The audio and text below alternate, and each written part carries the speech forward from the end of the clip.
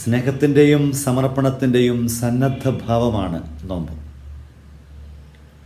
പരോന്മുഖമായിട്ട് ജീവിക്കാൻ തീരുമാനിച്ച് സ്നേഹത്തോടെ കണ്ടുമുട്ടുന്ന ഇടങ്ങളെയും ജീവിതങ്ങളെയും സമർപ്പണ മനസ്സോടെ സമീപിക്കാൻ കഴിയുന്ന ആത്മീയ ശൈലി. മദർ തെരേസയോട് ബന്ധപ്പെട്ട് വളരെ കൃത്യതയോടെ നാം തിരിച്ചറിയുന്നൊരു ചൈതന്യമുണ്ട്. സ്നേഹമെന്നെ നിർബന്ധിക്കുന്നു. സെൻ്റ് അഗസ്റ്റിനും ഇതേ കാര്യം ഓർമ്മപ്പെടുത്തിയിട്ടുണ്ട്.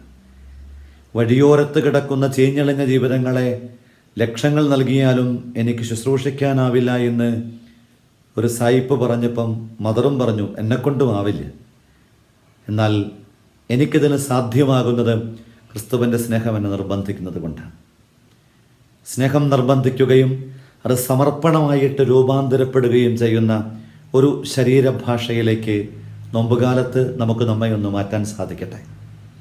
സ്നേഹത്തിൽ ഉത്ഭവിച്ച് സമർപ്പണത്തിലൂടെ പൂവിട്ട് നിൽക്കുന്ന, സമർപ്പണത്തിലൂടെ എൻ്റെ ചുറ്റുപാടുകളെ ഏറെ സുന്ദരമായിട്ട് അലങ്കരിക്കുന്ന ഒരു ചൈതന്യത്തിന് വേണ്ടിയുള്ള ദാഹമാകട്ടെ നോമ്പിൻ്റെ ദാഹം.